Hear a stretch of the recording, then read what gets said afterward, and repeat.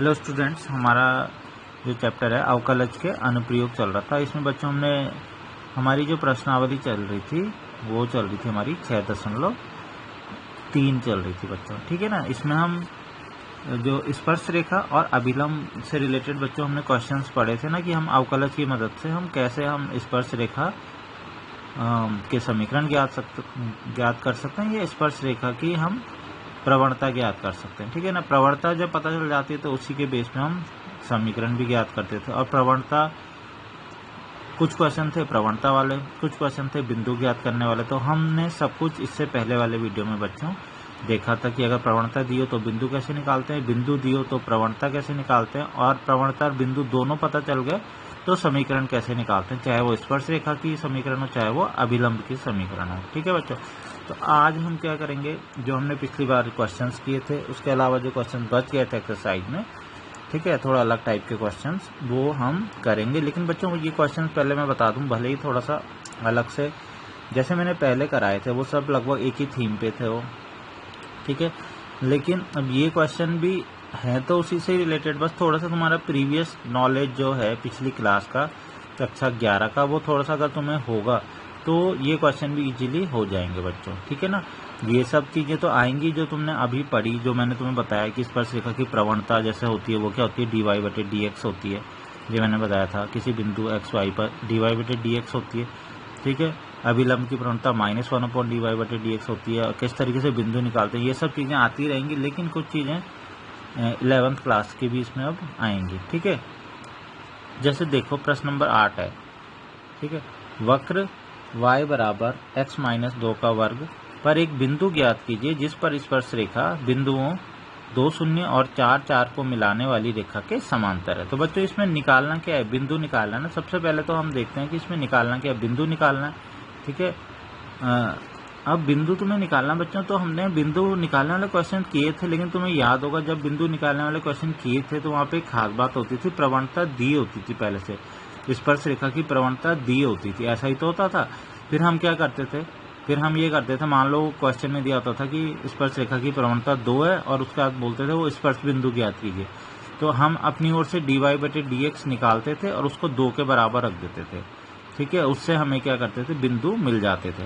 लेकिन बच्चों इस बार क्या है, बिंदु निकालना है तो प्रवणता तुम ध्यान से देखोगे स्पर्श रेखा की प्रवणता कहीं पे दे नहीं रखी है, ठीक है, लेकिन कुछ हिंट दे रखी है जिसकी मदद से हम स्पर्श रेखा की प्रवणता ज्ञात कर सकते हैं। वो हिंट क्या है, वो हिंट ये है बच्चों कि लिखा हुआ है कि जो स्पर्श रेखा है, ठीक है, स्पर्श रेखा है जो वो क्या है, बिंदुओं, स्पर्श रेखा जो है वो बिंदुओं 2 0 और 4 4 को मिलाने वाली रेखा के समांतर है।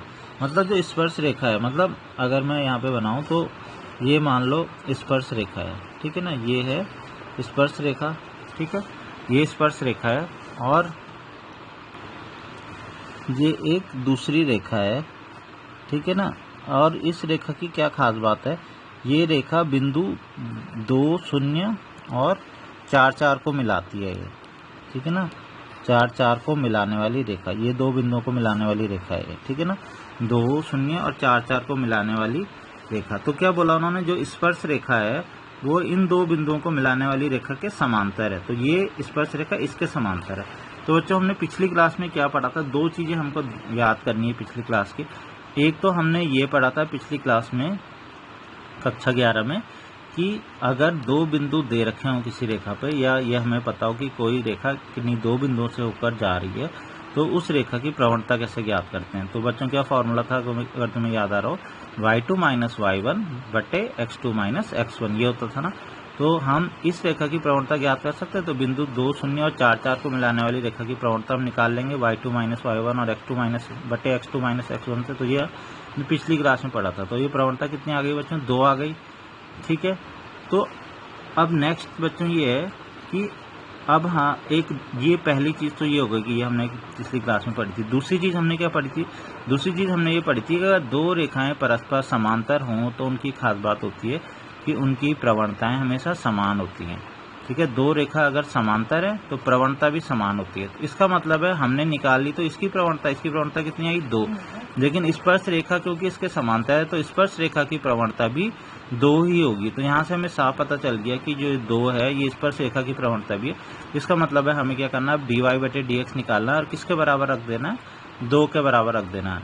ठीक है, तो बस इस चीज़ का तुम्हें ध्यान रखना था कि पहले तुम्हें इन दो बिंदु से होकर जाने वाली रेखा की प्रवणता निकालनी है और वही प्रवणता इसकी भी होगी क्योंकि दोनों समांतर है। ठीक है, तो ये तो 2 आ गई प्रवणता। नेक्स्ट जो वक्र दिया था हमने, इस वक्र का अवकलन करेंगे तो ये कितना है 2 × x-2, तो स्पर्श रेखा की प्रवणता आ गई 2 × x-2। परंतु स्पर्श रेखा इसको मिलाने वाली रेखा के समांतर है तो इनकी प्रवणताएं समान होगी, जो कि मैंने बताया। ठीक है, तो इसका मतलब क्या हो जाएगा, तो जो ये स्पर्श रेखा की प्रवणता 2 × x-2 आई, मतलब dy/dx। ठीक है ना, ये किसके बराबर होगा, इस बार 2 के बराबर होगा। तो यहाँ से हमें बिंदु मिल जाएंगे बच्चों। बाकी बिंदु के क्वेश्चन तुमने की, x का मान आ जाएगा और x का मान तुम जो ये वक्र है इसमें रख दोगे x का मान, तो यहाँ से किसका मान मिल जाएगा, y का मान भी मिल जाएगा। तो बिंदु क्या मिला, 3 है।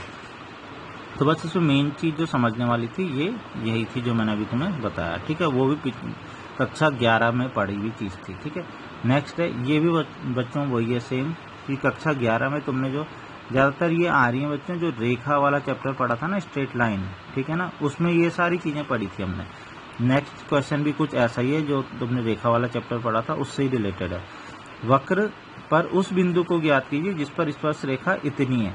तो बच्चों फिर से ये भी लगभग वैसे ही क्वेश्चन, कैसे कि इस बार भी क्या पूछा है, बिंदु, लेकिन बार बार वही बात कि जब भी हमको बिंदु निकालना पड़ता था, जब भी बिंदु निकालना पड़ता था तो हमें स्पर्श रेखा की प्रवणता भी दी होती थी, लेकिन ना पिछले वाले क्वेश्चन में प्रवणता दी गई थी, इस पर हमने खुद निकाली, कुछ हमने प्रीवियस नॉलेज का हमने यूज़ किया। अब ऐसे ही बच्चों इस क्वेश्चन में भी करना है। इस क्वेश्चन में भी पूछा कि उस बिंदु को, मतलब बिंदु निकालना है और स्पर्श रेखा की प्रवणता कहीं नहीं दी, बल्कि क्या दिया, स्पर्श रेखा ही दे दी, स्पर्श रेखा की पूरी समीकरण ही दे दी। ठीक है, तो उस बिंदु को ज्ञात कीजिए जिस पर स्पर्श रेखा इतनी है, y = x-11। इसका मतलब है अब हमें क्या आना चाहिए, अब हमें क्या ऐसा करना आता है कि कोई अगर रेखा हमें दी हुई है तो क्या रेखा की समीकरण हमें दे रखी है तो क्या हमें प्रवणता ज्ञात करनी आती है। तो बच्चों ये भी हमने कक्षा 11 में पढ़ा था कि कोई अगर रेखा की समीकरण गिवन है तो हम उसकी प्रवणता कैसे ज्ञात करते हैं। तो बच्चों उसके लिए एक तरीका होता था, क्या होता था, कोई भी जो स्पर्श रेखा है उसको किसकी जैसे लिखते थे, y = mx + c। ठीक है, सबसे पहले तो देखें इस क्वेश्चन में मैंने उसको इसके जैसे लिखने की कोशिश नहीं करी, क्यों, क्योंकि वो ऑलरेडी वैसे था, लेकिन खास बात है उसे y = mx + c की तरह लिखते हैं। अब ये रूप होता क्या है बच्चों, इसमें बाईं तरफ y अकेला होता है, मतलब y के साथ कोई गुणा में भी कुछ नहीं होना चाहिए, 2 3 4 5 कुछ है तो उसे दूसरी तरफ ले जाना है। ठीक है ना, y यहाँ पे अकेला होता है। ठीक है ना, अगर तुमने इस रूप में नहीं लिखा ना तो तब तुम गलत आंसर आएगा तुम्हारा। y दूसरा क्या होता है इसमें, इसके बाद x वाला टर्म होता है, x का गुणांक कुछ भी हो सकता है, वो क्वेश्चन के अकॉर्डिंग है। इसके बाद +c होता है, मतलब इसके बाद यहाँ पे कांस्टेंट होता है। तो तुम ध्यान से देखोगे तो ये इस रूप में है, मतलब y यहाँ पे अकेला है, इस वाले इसमें देखो है, बिल्कुल है। नेक्स्ट x वाला टर्म है, उसके बाद कांस्टेंट वाला टर्म है, इसका मतलब इस वाले रूप में ही है। तो इसकी तुलना y = mx + c से करते हैं, तो यहाँ पे m को ही हम इस रेखा की प्रवणता कहते हैं बच्चों। जो y = mx + c अगर रेखा कोई दे रखी है ना तो इस रेखा की प्रवणता कहलाती है m, मतलब जो x का गुणांक होता है। लेकिन क्या होना चाहिए, इस रूप में लिखी होनी चाहिए, y का गुणांक 1 होना चाहिए, x इस ओर होना चाहिए। ठीक है, तो अब यहाँ पे अगर इससे तुलना करें तो ध्यान से देखो m का मान कितना आया, यहाँ पे x की गुणा किससे हो रखी है, 1 से हो रखी है ना, x × 1 x। तो हम यहाँ से देखेंगे m = 1, तो अतः स्पर्श रेखा की प्रवणता 1 आ चुकी है। तो अब तो बच्चों ये पुराना ही क्वेश्चन बन गया ना। ठीक है, ऐसे क्वेश्चन हमने किए, मतलब अब हमें पता है कि स्पर्श रेखा की प्रवणता कितनी है, 1। तो अब हमें क्या करना है, dy/dx, मतलब इसका अवकलन कर लेना, वक्र का अवकलन करना, उसे किसके बराबर रख देना, 1 के बराबर रखना, और उसके बाद हमारे बिंदु ज्ञात हो जाएंगे। ठीक है, ये y दे रखा है, ठीक है, वक्र दे रखा है, ठीक है, जो वक्र दिया है, ठीक है ना, इसका तुमने अवकलन किया, इतना आया। अब स्पर्श रेखा की प्रवणता हमने अभी निकाली ना, स्पर्श रेखा की प्रवणता कितनी थी, स्पर्श रेखा की प्रवणता 1। ठीक है, तो ये और स्पर्श रेखा की प्रवणता ये भी होती है, dy/dx, दोनों को बराबर कर देंगे। ठीक है, तो इसके अनुसार स्पर्श रेखा की प्रवणता कितनी हो जाएगी, यही dy/dx, 3x² - 11 हो गया। ठीक है, लेकिन साथ साथ में अभी हमने निकाली कि स्पर्श रेखा की प्रवणता 1 भी है, तो इन दोनों को बराबर करेंगे और इससे बिंदु निकल जाएंगे। एक्स स्क्वायर बराबर 4 आएगा तो एक्स बराबर +-2 आएगा, ध्यान रखना स्क्वायर है ना, क्योंकि तो 2 मान आते हैं हमेशा। तो हम एक बार +2 रखेंगे यहाँ पे, धन का 2 रखेंगे यहाँ पे, तो y का मान हमारा क्या आएगा -9 आया। और जब हमने x बराबर -2 रखा तो y का मान कितना आया बच्चों 19 आया। इसका मतलब है हमें 2 बिंदु बच्चों मिल जाएंगे, ठीक है। x बराबर 2 था, ये -9 तो 2 -9 और -2 था तो y का मान 19 निकला, तो -2 और 19, ठीक है। लेकिन इसमें थोड़ा सा कुछ एक अलग चीज़ है। क्या है?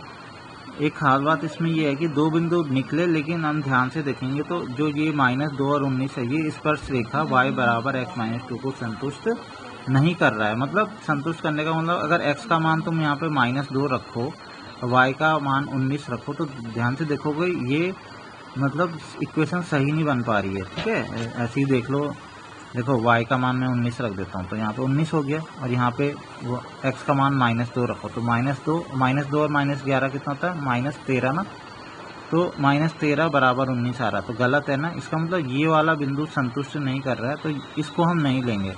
हम कौन सा वाला लेंगे? 2 और -9 लेंगे। इसको रख के देख भी लो, ये संतुष्ट करेगा, ठीक है ना।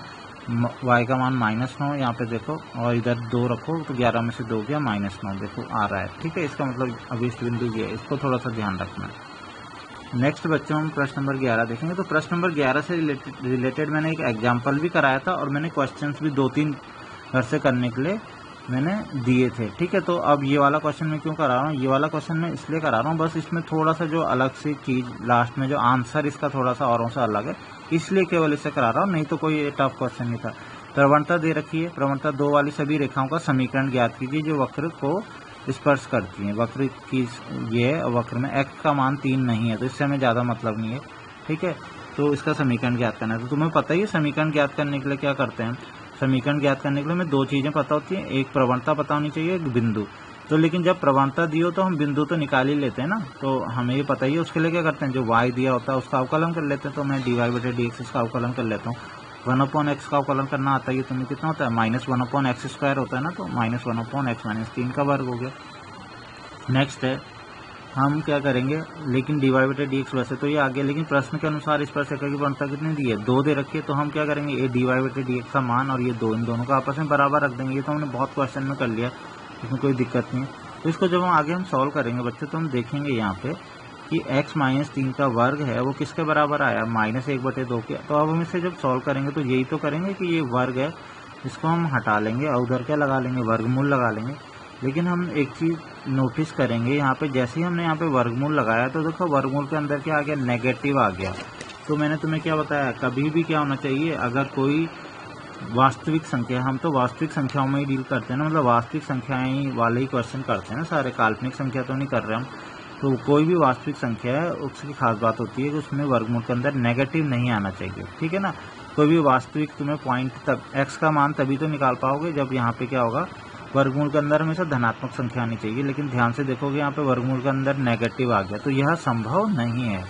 अतः क्योंकि ये संभव नहीं है तो x की वैल्यू ही नहीं निकल पाएगी, मतलब कोई बिंदु, मतलब ऐसा कोई बिंदु है ही नहीं, ठीक है ना। ऐसा कोई बिंदु वास्तव में है ही नहीं, क्योंकि ऐसा ये काल्पनिक बिंदु आ रहा है ना, वर्गमूल माइनस में तुम्हें पता ही है कि आयोटा में आता है, ठीक है। तो इसका मतलब है कि ये वर्गमूल के अंदर कभी भी माइनस आया तो समझ लो हमारा आंसर नहीं निकल रहा, तो यह संभव नहीं है। अतः ऐसी स्पर्श रेखा संभव नहीं है, क्योंकि x ही नहीं निकलेगा तो बिंदु ही नहीं है हमारे पास, तो हम रेखा कहाँ से निकालेंगे, तो स्पर्श रेखा संभव नहीं है। तो ये क्वेश्चन मैंने दिए थे घर से करने के लिए, लेकिन इसका आंसर क्योंकि थोड़ा सा अलग था इसलिए मैंने ये कराया। क्वेश्चन नंबर 15 अब हम करेंगे बच्चों। प्रश्न नंबर 15, वक्र दे रखा है कि स्पर्श रेखा का समीकरण ज्ञात कीजिए जो इस रेखा के समांतर है और जो इस रेखा पर लंब है। तो 2 क्वेश्चन पूछे गए हैं, ठीक है ना। वक्र तो हर क्वेश्चन में यही है, और पूछा भी हर बार क्या कि स्पर्श रेखा ही पूछी गई है, लेकिन एक बार कहा है कि स्पर्श रेखा बताइए कि अगर इसके समांतर है तो उसका अलग आंसर आएगा। एक दूसरा है कि यदि इसकी जो स्पर्श रेखा जो इस पर लंब है उसका अलग आंसर आएगा, ठीक है ना। तो जैसे कि मैंने पहले कई बार तुम्हें बता दिया, जहाँ तक जब भी बात होती है समीकरण की, स्पर्श रेखा की, तो मैंने तुम्हें बताया था 2 चीज़ें तुम्हें आनी चाहिए, एक क्या प्रवणता निकालनी आनी चाहिए और एक बिंदु, तभी तो हम समीकरण ज्ञात कर पाएंगे। तो अभी हम देखेंगे बिंदु तो एकदम से निकल नहीं पाएगा, इसका मतलब सबसे पहले क्या चीज़ निकलेगी, प्रवणता निकलेगी। अगर प्रवणता निकल जाए तो उससे प्रवणता की मदद से बिंदु तो निकल ही जाता है। तो अगर ये वक्र हम देखें बच्चों, ठीक है, तो इस वक्र का हम अवकलन कर देते हैं, dy/dx आ जाएगा। तो अतः स्पर्श रेखा की प्रवणता एक तो ये हो गई, यही dy/dx, ठीक है, ये हमें पता ही है ये होती है, ठीक है। लेकिन एक मेन जो प्रवणता हमें निकालनी आने, मतलब जो क्वेश्चन में गिवन होती है, तो उसकी मदद से ही तो बिंदु निकलता है। ये तो हम हमेशा निकाल लेते हैं, वक्र का अवकलन करते हैं, जो dy/dx का मान आता है वो स्पर्श रेखा की प्रवणता होती है। लेकिन एक प्रश्न में दी होती है 3, 4, 5, 6, उसको हम इसके बराबर रखते हैं तब बिंदु निकलता है। तो ये वाली तो हम हमेशा निकालते हैं। अब मेन चीज़ है कि हम इसकी प्रवणता कैसे ज्ञात करें, ठीक है। तो सबसे पहले पहला वाला क्वेश्चन, ये रेखा इसके समांतर है। तो बच्चों अभी मैंने तुम्हें बताया था ना क्या, कि कोई भी रेखा अगर दूसरी रेखा के समांतर है तो दोनों रेखाओं की प्रवणता बराबर होती है। तो इसका मतलब है कि स्पर्श रेखा की प्रवणता भी यही होगी जो इस रेखा की प्रवणता। तो पहले हम क्या करते हैं, इस रेखा की प्रवणता निकाल लेते हैं। इस रेखा की प्रवणता निकालना भी मैंने बताया था कि मतलब किसी भी रेखा की प्रवणता निकालनी है तो उसे किस रूप में लिखते हैं, y बराबर mx प्लस c के रूप में लिखते हैं। तो मैं इस रेखा को y बराबर mx प्लस c के रूप में अगर लिखूं तो क्या ये रूप क्या होता है बच्चों, ये रूप ये होता है कि y को अकेला रखना पड़ता है, और ठीक है ना। तो मैं -y इसको उधर ले जा लेता हूँ, प्लस y हो गया, ठीक है ना। अब मैं इधर उधर कर लेता हूँ, y बराबर 2x। देखो ये वही रूप है, y अकेला है, ठीक है, फिर x का टर्म है और उसके बाद कांस्टेंट है, ठीक है। तो अब इसकी तुलना y बराबर mx प्लस c से करेंगे तो जो x का गुणांक होता है, ठीक है ना, वही प्रवणता आ जाती है। तो इसका m बराबर कितना आ गया 2। तो इससे हमें पता चल गया कि इस रेखा की प्रवणता कितनी आई 2, ठीक है। लेकिन जो स्पर्श रेखा है वो प्रश्नानुसार स्पर्श रेखा इस रेखा के समांतर है ना, तो इनकी प्रवणताएं समान होगी।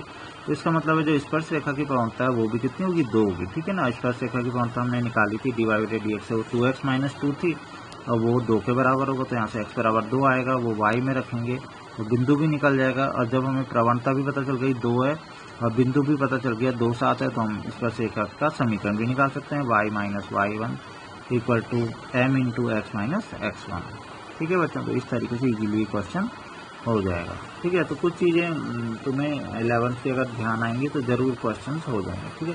नेक्स्ट क्या है बच्चों, नेक्स्ट वाले क्वेश्चन में कि यदि ये जो स्पर्श रेखा है इस पर लंब हो तो, ठीक है, तो भी कोई बड़ी परेशानी नहीं है, ठीक है ना। हमने जैसे कि हमने 2 रेखाओं का ये पढ़ा था कि 2 रेखाएं समांतर होती हैं तो उनकी जो,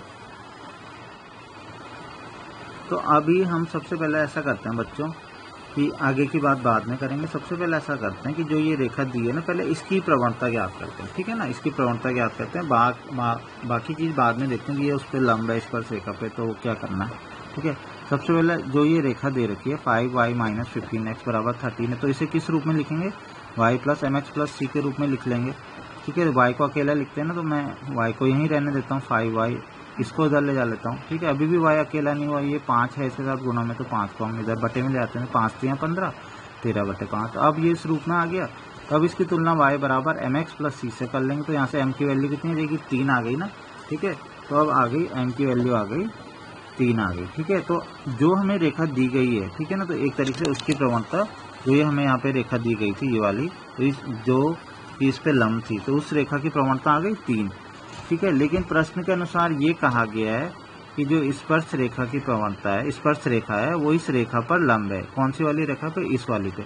लेकिन हमने ये पढ़ा था ना कि 2 रेखाएं जब समांतर होती हैं तभी उनकी प्रवणताएं समान होती हैं, बराबर तभी होती हैं। अभी हम ये नहीं बोलेंगे कि अब इस रेखा की प्रवणता 3 आ गई तो स्पर्श रेखा की भी 3 ही होगी, नहीं, अभी 3 नहीं होगी। क्यों नहीं होगी, क्योंकि स्पर्श रेखा उसका समांतर नहीं है। समांतर नहीं है तो फिर क्या है, लंब है ना, कोई बात नहीं। समांतर अगर 2 रेखाएं परस्पर लंबवत हैं तो बच्चों उनकी प्रवणताएं भले ही बराबर ना होती हैं, लेकिन कुछ और रिलेशन तो होता है, तुमने पढ़ा होगा। तो क्या पढ़ा था कि जब तो 2 रेखाएं परस्पर समांतर होती हैं तो उनकी खास बात थी कि दोनों रेखाओं की प्रवणताएं कैसी होती थी, दोनों रेखाओं की प्रवणताएं समान होती थी। लेकिन जब वो 90 डिग्री बनाती थी तो एक खास बात थी उनकी, दोनों रेखाओं की प्रवणताओं का गुणनफल कितना होता था, -1 होता था। तो ये होता था बच्चों, ठीक है। 2 रेखाएं अगर समांतर हैं तो प्रवणता समान, 2 रेखाएं अगर 90 डिग्री बना रही है तो उनकी प्रवणता का गुणनफल -1 होता था। या ऐसे भी बोल सकते थे किसी एक रेखा की प्रवणता बराबर होती थी -1 दूसरी रेखा की प्रवणता। ये मैंने तुम्हें स्पर्श रेखा और अभिलंब के केस जब आया था तो वहाँ पे भी मैंने तुम्हें ये बात समझाई थी, ठीक है। तो प्रश्नानुसार स्पर्श रेखा इस पर लंब है, इनकी प्रवणताओं का गुणनफल -1 होगा। तो स्पर्श रेखा की प्रवणता हमने स्टार्टिंग में ही निकाल ली थी, जब हमने वक्र का अवकलन किया था तो dy/dx का मान कितना आया था 2x - 2, तो ये एक तरीके से स्पर्शरेखा की प्रवणता हो गई इंटू 3। ठीक है, ये किसकी प्रवणता हो गई, ये जो लंब रेखा है उसकी प्रवणता हो गई बराबर -1। तो इसको हम बच्चों सॉल्व करेंगे। ठीक है, तो यहाँ से हमें x की वैल्यू मिल जाएगी, x की वैल्यू हम वक्र में रख देंगे तो हमें y की वैल्यू मिल जाएगी। तो यहाँ से हमें स्पर्श बिंदु मिल गया। स्पर्श बिंदु किया 5/6 आए और क्या है 217/36 आ गया। ठीक है, स्पर्श बिंदु मिल गया। ठीक है ना। और अब एक चीज़ थोड़ा सा ध्यान रखना, स्पर्श बिंदु तो भले ही मिल गया लेकिन अभी हमने स्पर्श रेखा की प्रवणता नहीं पता चली हमें। ध्यान से देखोगे जो ये प्रवणता हमने निकाली थी ना 3, ये किसकी थी, ये उस रेखा की प्रवणता थी जो इसके समांतर लंब थी। ठीक है ना। तो लेकिन जब हमें लंब रेखा की प्रवणता पता, इसकी प्रवणता पता 3, तो बच्चों उसकी प्रवणता कितनी होगी -1/3 तो होगी। ठीक है, तो स्पर्श रेखा की प्रवणता या तो तुम डायरेक्ट निकाल दो। ठीक है, जब उसकी 3 है तो इसकी -1/3 हो जाएगी। ठीक है, डायरेक्ट भी निकाल सकते हो, नहीं तो तुम यहाँ पे वैल्यू करके भी निकाल सकते हो। हमें पता नहीं स्पर्श रेखा की मतलब 2x - 2 है, x की वैल्यू हमें पता है 5/6 आ चुकी है। ठीक है, तो तुम यहाँ पे रख के भी निकाल सकते हो, नहीं तो तुम्हें पता ही है कि -1 और ये 3 -1 और जो भी लंब रेखा उसकी प्रवणता हम निकाल लें तो भी निकल जाएगी। तो जैसे तुम्हारी मर्जी वैसे तुम स्पर्श रेखा की प्रवणता निकाल लेना। अब तुम्हें स्पर्श बिंदु भी मिल गया, स्पर्श रेखा की प्रवणता भी मिल गई, तो अब स्पर्श रेखा का समीकरण इजीली मिल जाएगा बच्चों। ठीक है, इसके बाद बच्चों अब नेक्स्ट क्वेश्चन जो करने जा रहे हैं वो है प्रश्न नंबर 16। सिद्ध कीजिए कि वक्र के उन बिंदुओं पर स्पर्श रेखाएं समांतर हैं जहां x बराबर 2 तथा x बराबर -2 है। बहुत ही आसान ये क्वेश्चन है अगर तुम समझ जाओगे। ठीक है, दो स्पर्श रेखाएं कब समांतर होंगी, या स्पर्श रेखाएं क्यों, कोई भी दो रेखाएं कब समांतर होगी, अभी अभी बताया था तुम्हें। देखो एक कंडीशन ये है कि दो रेखाएं समांतर होंगी यदि उनकी प्रवणताएं कैसी होंगी, बराबर होंगी। तो बस यही काम करना है तुम्हें क्या करना है, तुम्हें वक्र के उन बिंदुओं पर स्पर्श रेखाएं समांतर बतानी है जहाँ पे x बराबर 2 और x बराबर -2 तो तुम्हें क्या करना है, तुम्हें इनका क्या निकालनी है, प्रवणता निकाल लेनी है, प्रवणता। ठीक है, इस x बराबर 2 पे प्रवणता निकालनी है, x बराबर -2 पे प्रवणता निकालनी है। अगर दोनों प्रवणताएं बराबर आती हैं तो इसका मतलब है कि इन दो बिंदुओं पर स्पर्श रेखाएं समांतर होगी। तो बहुत ईजी सा है। ठीक है, वक्र ये दिया है, इसका अवकलन करो dy/dx। तो अब हम एक बार तो x बराबर 2 पे निकालो वक्र की प्रवणता। ठीक है, तो x की जगह पे 2 रख दो, 2 दूनी 4, ये 84 आ गया। एक बार x बराबर -2 पे निकालो, तो -2 पे निकालोगे तो -2 का वर्ग भी तो 4 ही होता, तभी भी 84 आएगा। तो दोनों प्रवणताएं कैसी आई, 2 पे भी प्रवणता और -2 पे भी प्रवणता, दोनों समान आई ना। तो अतः इन दोनों बिंदुओं पर स्पर्श रेखाएं कैसी होगी, समांतर होंगी, क्योंकि मैंने बताया ना प्रवणताएं समान का मतलब होता है रेखाएं समांतर होती हैं। नेक्स्ट क्वेश्चन बच्चों प्रश्न नंबर 17 है। ठीक है, वक्र y बराबर x³ पर उन बिंदुओं को ज्ञात कीजिए जिन पर स्पर्श रेखा की प्रवणता बिंदु के y निर्देशांक के बराबर है। तो ये भी कोई टफ क्वेश्चन नहीं है बच्चों, बहुत इजी है। ठीक है, इसकी लैंग्वेज तुम अगर समझ जाओगे तो बहुत इजीली क्वेश्चन हो जाएगा। ठीक है, बिंदु निकालने हैं ना तुम्हें। ठीक है, यानी कि x और y के मान। तो यहाँ पे बस इसको देख लो जो इन्होंने लिखा, क्या लिखा, स्पर्श रेखा की प्रवणता बिंदु के y निर्देशांक के बराबर है। और तो स्पर्श रेखा की प्रवणता तो तुम जानते ही कैसे निकालते हैं, dy/dx जो निकलता है। तो इस बार क्या करना है, dy/dx को y के बराबर रख देना है। अभी तक ऐसे बोल रहे थे ना कि स्पर्श रेखा की प्रवणता 3 दे रखी है, 4 दे रखी है, तो तुम dy/dx को 4 के बराबर रख देते थे, 5 के बराबर रख देते थे। लेकिन इस बार किसके बराबर रख दो, y के बराबर रख दो। बाकी सारा कुछ वैसे ही है जैसे पहले करते थे और इजीली क्वेश्चन हो जाएगा। तो देखो सबसे पहले तुम देखोगे वक्र क्या दे रखा है, y बराबर x³ दे रखा है ना, तो इसका अवकलन कर लो बच्चों। तो 3x³ का अवकलन 3x² हो गया। तो प्रश्न के अनुसार क्या दे रखा है, जो dy/dx है वो क्या है, स्पर्श रेखा की जो प्रवणता मतलब dy/dx बराबर किसके है, y निर्देशांक के बराबर है, बराबर y है। ठीक है, dy/dx कितना निकला था हमारा अभी 3x² ना, तो इसका मतलब है 3x² कितना हो गया, y हो गया। अब इसको क्या मान लेना तुमने, समीकरण 2 मान लेना है। ठीक है, तो फिर से बता दूं ये कुछ ऐसे ही है कि जैसे मान लो दिया हो कि स्पर्श रेखा की प्रवणता 2 है, तो तुम dy/dx बराबर 2 लिखते थे ना, तो 3x² बराबर 2 लिख देते थे। उसके बाद तुम x² की वैल्यू यहाँ से निकाल लेते थे, यहाँ पे x² की वैल्यू, x की वैल्यू निकल जाती थी। लेकिन इस बार x की वैल्यू डायरेक्टली नहीं निकल पाएगी। ठीक है, अब कैसे निकलेगी x की वैल्यू या y की वैल्यू, उसके लिए हमें एक तो समीकरण, एक जो वक्र की समीकरण है, एक इसको भी हम समीकरण मान लेंगे। इन दोनों समीकरणों को आपस में सॉल्व करेंगे और इजीली निकल जाएगा। तो समीकरणों को सॉल्व करना बिल्कुल भी कठिन नहीं है, बहुत आसान है।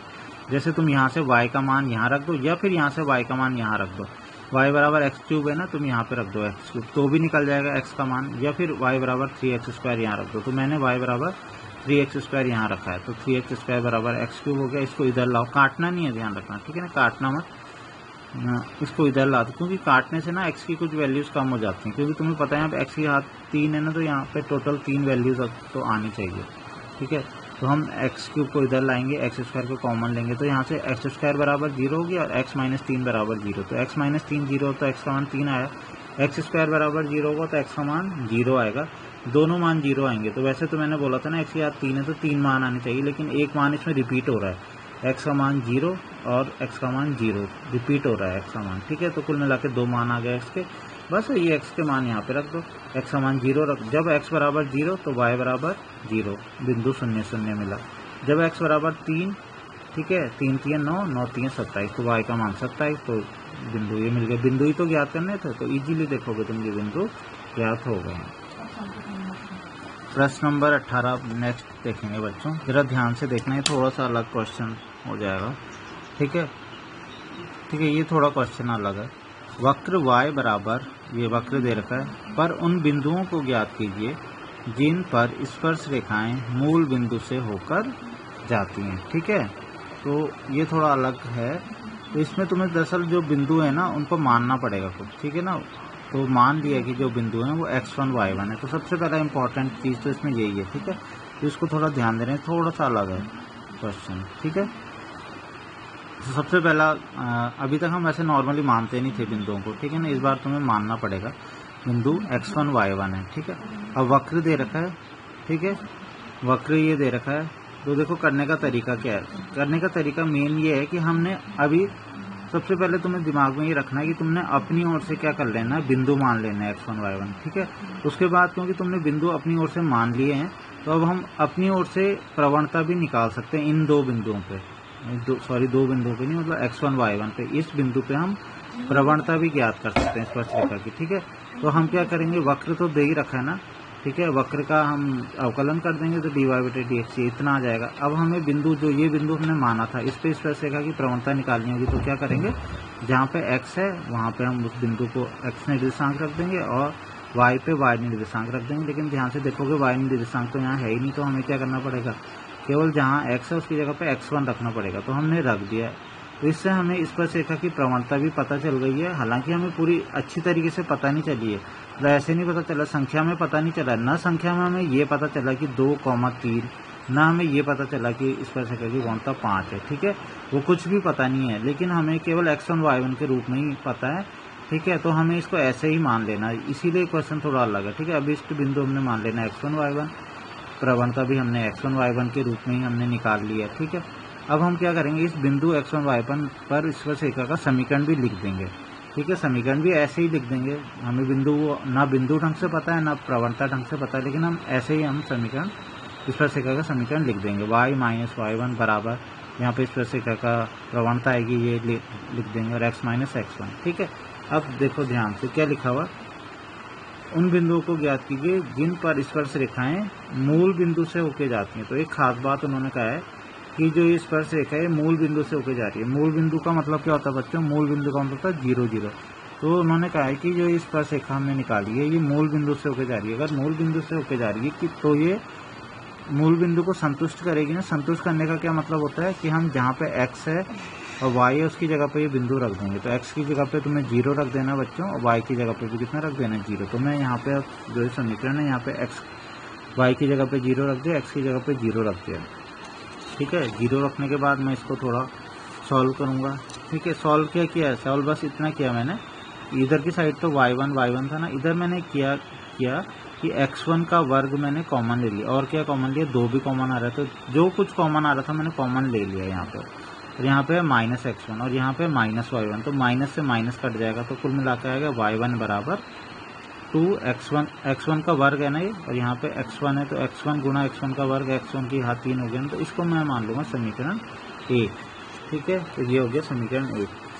नेक्स्ट है जो हमारा जो वक्र कौन सा है, जो वक्र क्वेश्चन में गिवन है ये है ना, तो ये भी तो x1 y1 से होके जाता है, ठीक है ना।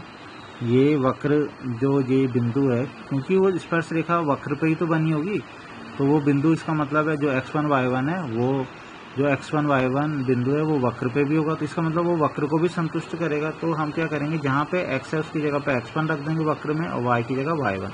तो हम ऐसा रख देते हैं, तो इससे हमें एक और समीकरण मिलती है, समीकरण 2। हमने क्यों किया ऐसा, ताकि जो ये दो समीकरण है इनको आपस में हम हल करके और बिंदु निकाल पाएँ। तो अब हम क्या करेंगे बच्चों, इन दोनों समीकरणों को आपस में हल करेंगे। तो हल करना आसान है। देखो यहाँ पे y1 की वैल्यू ये, यहाँ पे y1 की वैल्यू ये, ठीक है। तो यानी कि इनके बाएं पक्ष समान है, तो दाएं पक्ष भी तो समान होंगे, तो मैं इनके दाएं पक्ष भी समान रख देता हूँ, ठीक है। तो मैंने यहाँ पे इनको समान रख दिया। अब हम इनको सॉल्व करके बच्चों x1 की वैल्यू निकाल देंगे। सॉल्व इजीली हो जाएगा, कोई दिक्कत नहीं है। तुम्हें क्या करना है, इसको ये चीज़ है ना, इसको इधर ला दो, ठीक है ना। ये इधर आएगा तो माइनस का बन जाएगा, ये वाली चीज़ इधर आएगी तो प्लस का हो जाएगा। यहाँ पे अगर देखो ध्यान से, तो अब इस पूरे में कुछ कॉमन आ रहा है, ठीक है। क्या आ रहा है, 2x1 की घात क्यूब कॉमन आ रहा है। कैसे, यहाँ पे तो ये है ही गुणा में, तो ये कॉमन ले लिया, तो कितना बचा 6 - 5x², ठीक है ना। यहाँ पे भी 2x1 का क्यूब कॉमन आ जाएगा। देखो 2 कॉमन आएगा तो 2 बच जाएगा, और x1 का क्यूब कॉमन आएगा तो बस 2 ही बचा रह जाएगा, ठीक है। नेक्स्ट यहाँ पे भी 2 कॉमन आएगा तो कुछ नहीं बचेगा। तो x1 का क्यूब घात 3 कॉमन चली जाएगी तो खाली 2 बच जाएगी। तो आगे ना 2x1 का क्यूब इसमें भी और इसमें भी कॉमन था, तो हमने ले लिया। इसको सॉल्व करेंगे बच्चों तो कितना आएगा, -4x1 का स्क्वायर प्लस 4। अब या तो ये बराबर 0 होगा और साथ साथ में ये बराबर 0 होगा। तो ये बराबर 0 होगा तो x1 का मान 0 आया, और यहाँ से बच्चों x1 का मान ±1 आ गया। अब हम बिंदु निकालेंगे। जब x1 बराबर 0 है तो हम यहाँ पे वैल्यू रख के बिंदु निकल जाएगा, ठीक है ना। यहाँ पे वैल्यू रख के बिंदु निकाल दो।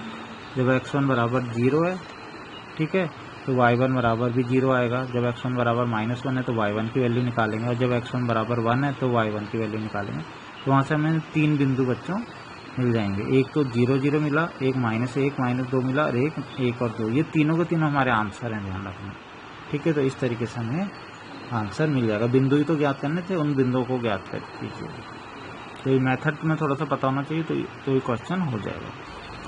इसके बाद बच्चों नेक्स्ट जो हम क्वेश्चन देखने जा रहे हैं प्रश्न नंबर 21 है कि वक्र दे रखा है, ठीक है, कि उन अभिलंबों के समीकरण ज्ञात कीजिए जो इस रेखा के समांतर। तो ये मेरे ख्याल से तुम थोड़ा सा भी दिमाग लड़ाओगे ना तो ये क्वेश्चन तो बहुत आसानी से हो जाएगा, ठीक है। अभी तक मैंने काफ़ी सारी चीज़ें जो भी बताई हैं तुम्हें, अगर तुम उन चीज़ों का ध्यान रखोगे, क्योंकि तुम्हें अब पता चल चुका है कोई रेखा है गिवन है, उसका भी कैसे हम प्रवणता ज्ञात कर सकते हैं। कोई किसी के समांतर है तो कैसे प्रवणताएं समान होती हैं, तो उन सब से हम इजीली ज्ञात कर सकते हैं। तो सबसे पहले हम देखो अभी इस क्वेश्चन में करना क्या है, अभिलंब के समीकरण ज्ञात करना। समीकरण कैसे ज्ञात हो जाएगा, अगर हमें क्या पता चल जाए, एक तो बिंदु पता चल जाए जो स्पर्श बिंदु होता है, ठीक है ना, और दूसरा क्या पता चल जाए, हमें प्रवणता पता चल जाए, ठीक है, बिंदु और प्रवणता। अब प्रवणता चाहे वो किसी की भी पता चले, स्पर्श रेखा की प्रवणता भी पता चलेगी, कोई बात नहीं, हम अभिलंब की तो निकाल ही लेते हैं ना, ठीक है ना। तो हमें इजीली ये फिर क्वेश्चन हो जाएगा। तो हम सबसे पहले ऐसा करते हैं, उन्होंने बोला है कि अब उन अभिलंबों के समीकरण ज्ञात कीजिए। वैसे वो उन लिख रहे हैं, इसका मतलब है हो सकता है इस क्वेश्चन के आंसर ज़्यादा हों, ठीक है ना। उन अभिलंबों के समीकरण, इसके 2 आंसर भी हो सकते हैं। तो उन अभिलंबों के समीकरण ज्ञात कीजिए जो इस रेखा के समांतर है। तो इससे तुम्हें ये पता चल रहा है कि जो अभिलंब है वो इस वाली रेखा के समांतर हैं। इसका मतलब क्या हो गया, अभिलंब और इस रेखा की प्रवणता कैसी होगी, समान होगी। बताया था ना मैंने कि जो 2 रेखाओं जो समांतर होती हैं उनकी प्रवणताएं समान होती हैं। तो अभिलंब की और इस रेखा की प्रवणता समान होगी। तो पहले इस रेखा की प्रवणता निकाल लेते हैं। रेखा दी हो तो प्रवणता कैसे निकालते हैं, उसे y बराबर mx प्लस c के रूप में लिखते हैं ना, तो हम इसे y बराबर mx प्लस c के रूप में लिख लेंगे। फिर इसकी तुलना y बराबर mx प्लस c से करेंगे तो जो x का गुणांक होता है, यही तो इस रेखा की प्रवणता होती है। तो एक तरीके से इस रेखा की प्रवणता कितनी आ गई, -1/14 आ गई, ठीक है ना। तो इस रेखा की प्रवणता -1/14 आ गई। लेकिन लिखा हुआ कि अभिलंब इसके समांतर है, तो अभिलंब की प्रवणता भी कितनी होगी, इतनी होगी, ठीक है। अभिलंब की प्रवणता निकल गई। नेक्स्ट है अब हम वक्र जो दे रखा है ये है dy/dx निकाल लेंगे। लेकिन हम जानते हैं कि अगर अभिलंब की प्रवणता जो होती है वो कितनी होती है, -1/dy/dx होती है ना, ठीक है। ये वाली जो ये dy/dx निकलती है बच्चों, ये किसी की प्रवणता निकलती है, ये निकलती है हमेशा स्पर्श रेखा की प्रवणता। ये मैंने तुम्हें कई बार बता दिया। और लेकिन हमें तो अभिलंब की प्रवणता से मतलब है। तो अभिलंब की प्रवणता कितनी होती है, अभिलंब की प्रवणता होती है -1/dy/dx, यानी कि -1/3x² + 2, ठीक है। dy/dx को मान निकाल लें। लेकिन अभिलंब की प्रवणता हमने अभी भी देखी कितनी है, -1/14, यानी कि ये दोनों चीज़ें कैसी हो जाएंगी, समान हो जाएंगी। मतलब अभी तक जो ध्यान से देखो, अभी तक हम क्या कर रहे थे, जब हमें बिंदु निकालना हो रहा था अभी तक हम ऐसे कर रहे थे कि बिंदु निकालने के लिए ऐसे हो रहा था ना कि स्पर्श रेखा की प्रवणता, ध्यान से देखो, स्पर्श रेखा की प्रवणता मान लो ऐसे दी रहती थी अभी तक, और स्पर्श रेखा की प्रवणता 2 है, ठीक है, ऐसे प्रश्न में दे देते थे। तो तुम क्या करते थे, तुम बिंदु कैसे निकालते थे, तुम स्पर्श रेखा की प्रवणता लेकिन खुद से निकालते थे, कैसे करके, dy/dx, ठीक है ना। तो dy/dx की वैल्यू यहाँ पे रख देते थे, जो भी चीज़ आती थी उसको रखते थे तुम यहाँ पे, ठीक है ना, उससे x की वैल्यू निकल जाती थी, ठीक है। लेकिन तुम उस टाइम पे क्या करते थे, क्योंकि स्पर्श रेखा की प्रवणता 2 थी ना, ठीक है, तो तुम स्पर्श रेखा की प्रवणता 2 थी तो 2 को किसके बराबर करते थे, dy/dx के बराबर। लेकिन इस बार स्पर्श रेखा की प्रवणता थोड़ी दी है, किसकी प्रवणता दी है, अभिलंब की प्रवणता। तो इस बार जो ये प्रवणता अभिलंब की प्रवणता -1/14 है, उसको तुम dy/dx के बराबर नहीं रखोगे। क्यों नहीं रखोगे, क्योंकि dy/dx तो तुम स्पर्श रेखा की प्रवणता के बराबर रखते हो, जबकि ये तो अभिलंब की है। तो पहले अभिलंब की निकालो, अभिलंब की कितनी होगी, -1/dy/dx, यानी कि -1/3x²+2, इसलिए -1/14 को -1/dy/dx के बराबर रखना है। तो इसके बराबर बच्चों जैसे हम रखेंगे तो ये माइनस से माइनस कट जाएगा, 14 बराबर इसका आ जाएगा, ठीक है। तो यहाँ से x की वैल्यू 2 वैल्यू आ जाएंगी, ठीक है, +-2। तो x की 2 वैल्यूज हम जैसे यहाँ पे रखेंगे, एक बार प्लस वाली रखेंगे और एक बार माइनस वाली रखेंगे, तो हमें x की वैल्यू जो +2 रखेंगे तो y की वैल्यू 18 आई, x की वैल्यू -2 रखा तो y की वैल्यू -6 आई। तो यहाँ से तुम देखोगे कितने बिंदु निकल गए बच्चों, 2 बिंदु निकल गए ना, ठीक है। तो जैसे कि उन्होंने भी लिखा था कि उन अभिलंबों के समीकरण ज्ञात कीजिए, उन्होंने लिखा था पहले कि यानी कि ज़्यादा अभिलंब निकलेंगे, तो 2 अभिलंब निकल रहे हैं एक तरीके से, ठीक है। तो इन दोनों बिंदुओं पर अभिलंब का समीकरण हम निकाल लेंगे। तो अभिलंब का समीकरण तो इजीली निकल जाएगा। मान लो इस बिंदु पे निकालना तो y - y1 बराबर, और यहाँ पे अभिलंब की प्रवणता लिखते हैं ना, अभिलंब की प्रवणता तो हमें पता ही है, मतलब जब भी हम किसी रेखा की समीकरण निकालते हैं तो उसी रेखा की प्रवणता तो यहाँ पे लिखते हैं, ठीक है ना। तो अभी अभिलंब की प्रवणता लिखेंगे तो अभिलंब की प्रवणता तो हमें पता है ना कितनी है, -1/14, तो x - 2, ठीक है। तो ये इजीली क्वेश्चन हो गया। ऐसे ही दूसरे बिंदु पे भी निकालो तो ये निकल जाएगा। तो बच्चों इस तरीके से ये क्वेश्चन होगा, ठीक है बच्चों। मतलब तुम देखोगे ध्यान से तो ये कुछ पुरानी वाली चीज़, मतलब जो मैंने तुम्हें पहले ही, इससे पहले के वीडियो में मैंने तुमको जो स्पर्श रेखा, अभिलंब, स्पर्श बिंदु वगैरह ये सारी चीज़ें बताई थी समीकरण में, उससे तो इनका रिलेशन है ही, साथ साथ में कुछ पुरानी चीज़ों से भी इनका रिलेशन है, ठीक है। नेक्स्ट देखेंगे बच्चों प्रश्न नंबर 23, सिद्ध कीजिए कि वक्र x = y² और xy = k एक दूसरे को समकोण पर काटते हैं यदि 8k² = 1। इंपॉर्टेंट क्वेश्चन है ये, ठीक है ना। तो लेकिन इसकी लैंग्वेज कहीं समझ में नहीं आ रही ना, तो यहाँ पे कहीं स्पर्श रेखा की बात हुई, मतलब पहली बात तो यही पता नहीं चल रहा कि क्या ये इसी चैप्टर से है, मतलब इसी एक्सरसाइज से क्वेश्चन स्पर्श रेखा और अभिलंब वाले से, ठीक है ना। तो कहीं पे स्पर्श रेखा अभिलंब की बात नहीं हो रही, लेकिन इसका सॉल्यूशन बच्चों उसी से होता है। तो सबसे पहले उन्होंने कहा है कि बताना कि दो वक्र, ये दोनों वक्र एक दूसरे को समकोण पे काटते हैं। तो सबसे पहले तुम्हें बच्चों ये चीज़ समझनी होगी कि दो वक्र एक दूसरे को समकोण पे कब काटते हैं, मतलब ये इसका मतलब क्या हुआ कि समकोण पे काटने का मतलब। तो बच्चों इसका मतलब ये हुआ, दो वक्र एक दूसरे को समकोण पे तब काटते हैं कि जब उनके जो हम जहाँ पे ये मिलेंगी, इसको मैं मान लो इस तरीके से बना लेता। देखो एक वक्र तो ये है, एक वक्र ये है, ठीक है। तो ये एक दूसरे को समकोण पे तब काटते हैं जो जिस बिंदु पे ये मिलते हैं ना, अगर हम उस बिंदु पे हम क्या बनाएं, क्योंकि तुम्हें पता है ना समकोण की बात करें अगर मतलब 90 डिग्री तो रेखाओं के बीच ही तो बनता है। अब वक्र के बीच में कैसे समकोण बन जाएगा, तुम खुद ही सोचो। वक्र के हमेशा जो भी समकोण बनता है वो दो रेखाओं के बीच ही तो बनता है, ऐसा तो नहीं होता है ना कि समकोण कहीं और बन जाए, एक वृत्त का दूसरे वृत्त के साथ समकोण बन जाए या एक परवलय का दूसरे परवलय के साथ। लेकिन ये बोल रहे हैं कि एक वक्र दूसरे को समकोण पे काटता है। तो इसका बच्चों एक मतलब होता है, इसका मतलब ये होता है कि जिस बिंदु पे वो मिलते हैं, ठीक है ना, उस बिंदु पे, ठीक है ना, अगर उस बिंदु पे पहले वाले वक्र की भी तुम स्पर्श रेखा ज्ञात करो, निकालो, ठीक है ना, इसकी स्पर्श रेखा निकालो, और इसी बिंदु पे दूसरे वाले वक्र की भी स्पर्श रेखा निकालो, ठीक है ना, इस बिंदु पे। तो अगर वो जो स्पर्श रेखाएं तुमने निकाली हैं कॉमन पॉइंट्स पे, वो क्या हो 90 डिग्री बना रही है एक दूसरे से, तब हम बोलते हैं कि ये दोनों वक्र एक दूसरे को समकोण पे काट रहे हैं। तो ये मतलब होता है समकोण पे काटने का। फिर से समझ लो क्या बताया यदि दो वक्र एक दूसरे को जिस बिंदु पे काट रहे हैं, प्रतिच्छेद बिंदु जहाँ पे वो मिल रहे हैं, उस बिंदु पे पहले वक्र पे भी क्या किया हमने, एक स्पर्श रेखा बना दी है, दूसरे वक्र पे भी स्पर्श रेखा बनाई उसी बिंदु से होते हुए। अगर वो दोनों स्पर्श रेखाएं 90 डिग्री पे तो वो समकोण पे काटती। तो बच्चों इसमें जब ये है कि सिद्ध कीजिए कि एक दूसरे को समकोण पे काटते हैं यदि 8k² बराबर 1, तो इसका मतलब है तुम्हें ये दिखाने की कोशिश करनी है कि ये दोनों वक्र एक दूसरे पे काटते हैं, मतलब कि इन दोनों की जो स्पर्श रेखाएं हैं, ठीक है ना, जो कॉमन बिंदु है, ठीक है ना, जो प्रतिच्छेद बिंदु है, उन पे जो दोनों वक्रों पे जो स्पर्श रेखाएं हैं, ठीक है ना, वो एक दूसरे से 90 डिग्री का एंगल बना रही है। ये लेते हुए तुम्हें चलना है, ठीक है। और तुम्हें ये मैंने अभी भी बताया था कि दो रेखाएं अगर परस्पर लंब हो तो उनकी प्रवणताओं का गुणनफल कितना होता है, -1 होता है। तो हम क्या करेंगे बच्चों कि जो पहला वाला वक्र है इस पे भी हम क्या करेंगे, प्रवणता निकालेंगे, और दूसरे वाले वक्र है उस पे भी हम स्पर्श रेखा की प्रवणता निकालेंगे। दोनों का इंटू करके -1 करेंगे, उसको सॉल्व करते रहेंगे, उससे हमारा ये 8k² बराबर 1 आ जाएगा, ठीक है।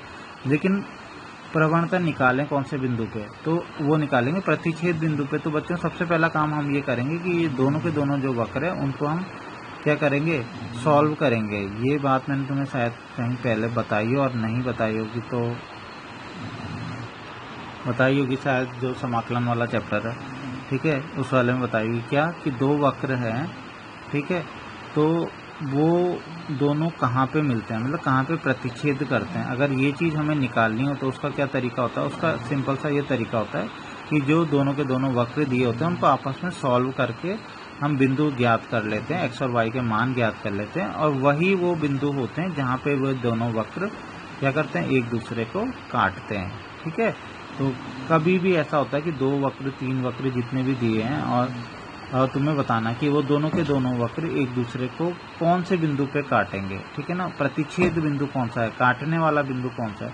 तो उसका एक ही तरीका होता है कि उन दोनों वक्रों को हमेशा सॉल्व करके x y के मान ज्ञात करके बिंदु ज्ञात करो, और हमें पता चल जाता है वो कहाँ पे काटते हैं। कभी कभी 2 बिंदु भी मिल जाते हैं, ठीक है।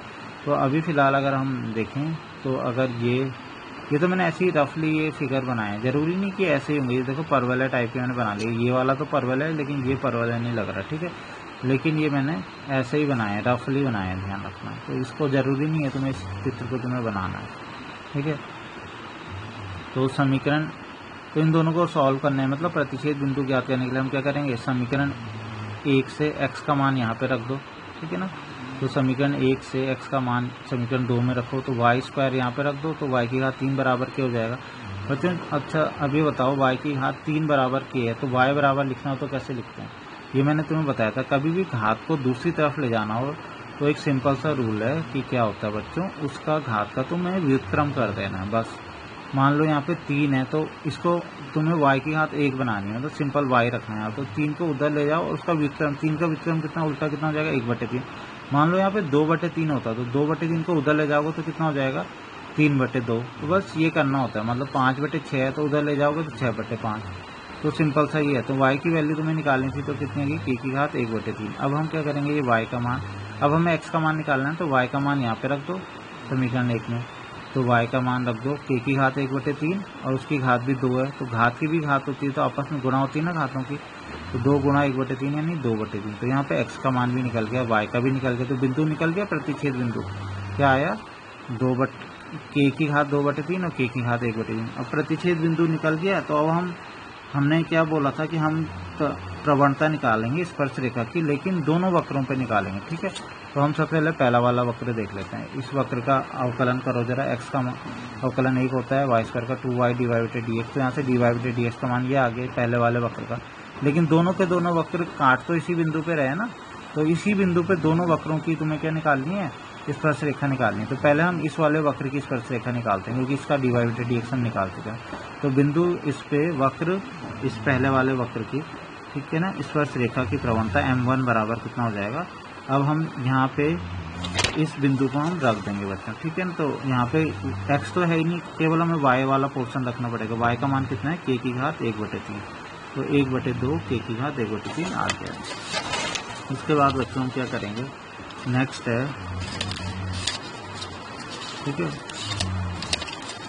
नेक्स्ट बच्चों दूसरा वाला वक्र है, तो दूसरे वक्र का भी अवकलन कर दो।